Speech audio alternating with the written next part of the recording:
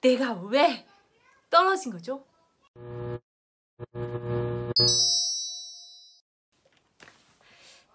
안녕하세요. 수사장 소피아입니다.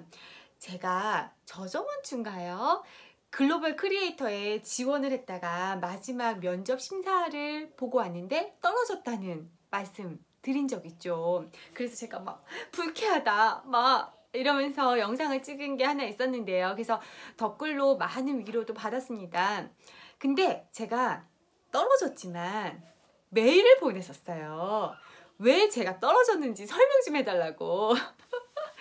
네, 피드백을 해달라고 보냈는데 제 메일을 읽으신 후에 며칠 동안 답장이 없으신 거예요.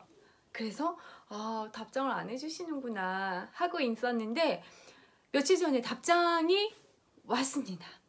답장이 어떻게 왔냐면 제가 떨어진 이유가 제가 뭔가 부족해서 그리고 뭐 탈락을 해가지고 이렇게 제한 느낌이라기보다는 그분들이 이미 이런 프로그램을 진행해야지 해서 크리에이터한테 도움을 주려고 만들었던 프로그램이 어떤 크리에이터들에게 굉장히 도움이 될지, 어떤 크리에이터에게 자신들이 이미 정해놓은 그 프로그램을 매칭을 했을 때 그 크리에이터가 굉장히 성과를 낼 수 있을지에 대한 고민을 하셨다고 합니다. 그래서 그 부분에서 제가 약간 이렇게 같이 못하게 됐다고 이렇게 굉장히 친절한 설명을 해주시면서 또 뭐 오픈 세미나가 예정되어 있으니 참석을 하셨으면 좋겠다 이런 정보도 주셨고요. 그리고 그렇기 때문에 앞으로 내년이나 내후년에 본인들도 더 발전을 해서 가능하다면 저와 또 만났으면 좋겠습니다.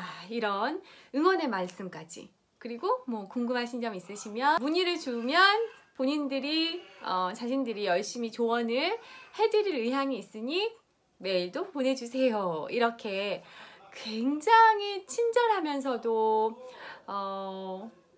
따뜻한 마음이 가득한 답장을 받았습니다. 네, 그래서 기분이 막 풀리는 거예요. 그렇구나, 너무 좋다 이렇게 했는데 제가 그 말씀만 드리려고 영상을 킨 건 아니에요. 제가 버릇이 있습니다. 저는 사업을 했고 또 이제 책을 냈지 않습니까? 그래서 항상 많은 사람들에게 제안서를 많이 보내요. 이런 사업을 저랑 같이 할래요?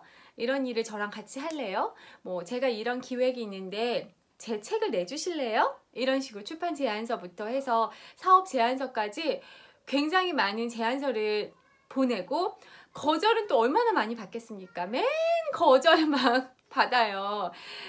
그때 제가 하는 버릇이 저에게 피드백을 주시겠습니까? 제가 혹시 함께 하지 못하는 어떤 이유를 저에게 알려주신다면 저에게 도움이 될 것 같습니다. 이렇게 정중하게 항상 메일을 보내는 그런 습관이 있는데 이것을 여러분께 취업준비생 분들께 말씀드리려고 영상을 켰어요. 저 역시도 취직 준비할 때 막 떨어지기도 하고 많이 그랬는데 떨어졌는데 내가 왜 떨어졌을까 궁금하잖아요. 그럴 때는 그 면접을 보신 그 뭐 연락처가 하나 있잖아요. 그 연락처로 공손하게 혹시 저에게 조금 주실 피드백이 있을까요? 제가 왜 떨어졌을까요? 저한테 좀 도움되는 말씀을 좀 해주실 게 있으실까요? 이렇게 공손하게 부탁을 하면 해줍니다. 네. 물론 안 해주시는 분들도 많이 있으시죠. 너무 바쁜데. 그리고 뭐 예를 들어서 대기업에 막 지원을 했는데 뭐 몇천 명이 있는데 거기에서 1차에 떨어졌는데 메일을 왜 떨어졌어요? 이렇게 보낸다고 해서 답장을 주진 않겠지만 거의 뭐 최종 면접이라던가 좀 그렇게 경쟁률이 없는 그런 특별한 사업 분야에서 거절을 당했을 때는 이렇게 피드백을 요청하는 공손하게 이런 요청하는 버릇은 굉장히 제가 추천드리고 싶어요. 믿져야 본전입니다. 해보세요. 그러니까 저도 예를 들어서 책을 내려고 하면 기획안을 작성을 해서 출판사에 보내요. 어떤 분들은 이력서도 마찬가지고 이런 제안서도 마찬가지인데 한 번에 막 100군데 이렇게 넣으시는 분들이 있어요. 출판사 목록 리스트 쫙 뽑아가지고 몽텅거리 막 한 번에 메일을 보내시는 분이 있는데, 우와 미치겠다.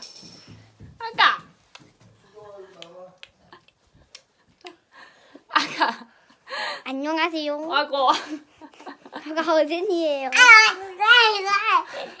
안녕하세요. 여보.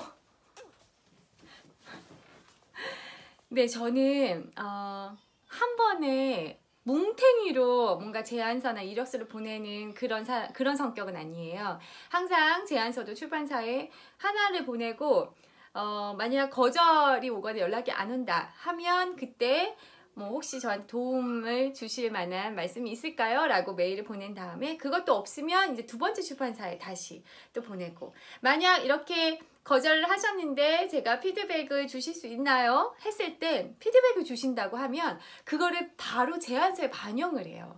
출간 제안서를 낼 때도 어떻게 보면은 제안서가 점점 갈수록 이제 정돈이 되면서 조금 더 나아지는 모습이 되죠. 그죠? 이게 굉장히 중요하다고 생각해요. 그러니까 왜냐하면 제안하는 사람, 그리고 뭐 이력서를 제출하는 그 사람은 몰라요. 그 사람이 미처 생각하지 못하는 부분이 분명히 있거든요.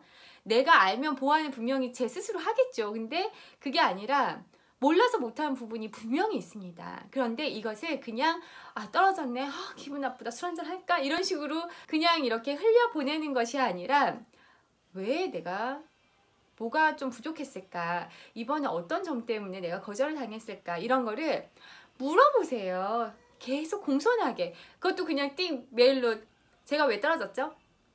알려주시면 감사하겠습니다. 이렇게 보내는 게 아니라 진심을 담아서 정말 함께하고 싶었고 기대가 컸는데 너무 아쉽습니다. 하지만 혹시 저에게 도움이 될 만한 말씀이 있거나 피드백을 주신다고 하면 제가 더 보완을 해서 더 노력을 해서 더 준비를 해서 다음 기회에 또 도전을 하고 싶습니다. 뭐 이런 식으로 굉장히 예의가 있게 그렇게 메일을 쓴다고 하면 그것을 그래도 그래도 이 청년은 괜찮네 하면서 답글을 주시는 분들이 계실 거라고 저는 생각해요. 그리고 이번에 저 역시도 별로 사실은 기대는 안 하고 또 피드백을 보내주세요, 이제 이렇게 요청을 드렸는데 너무도 제 예상보다도 훨씬 정말 좋은 내용의 피드백을 주셨고, 또 제가 탈락될 수밖에 없었던 이유, 이런 것도 너무 충분히 설명을 오히려 받아가지고 제가 도리어 되게 감사하더라고요. 이런 식으로까지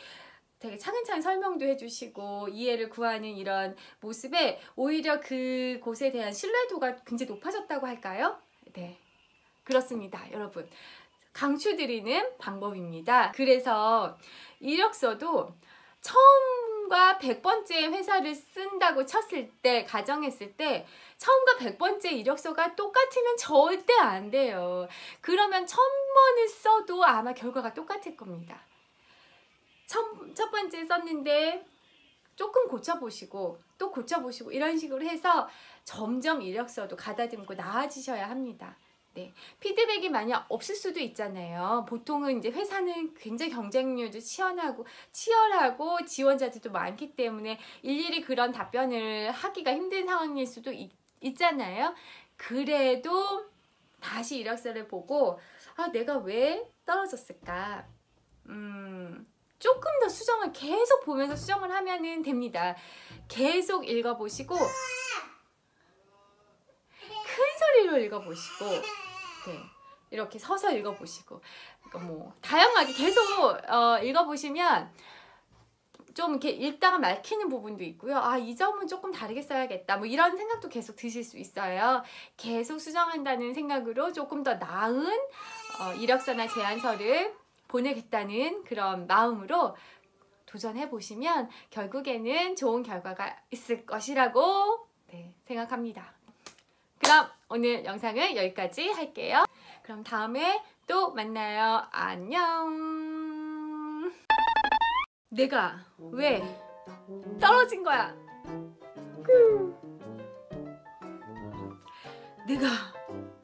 내가 왜 떨어진 거야? 내가 왜 떨어진 거야? 내가 왜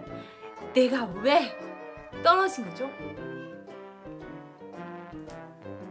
내가 왜 뭐 땜시 떨어진 거죠? 제가 왜 떨어진 거죠? 제가 왜 떨어진 거죠? 대체 왜? 제가 왜 떨어진 거죠? 제가 왜 떨어진 거죠? 제가 왜 떨어진 거죠?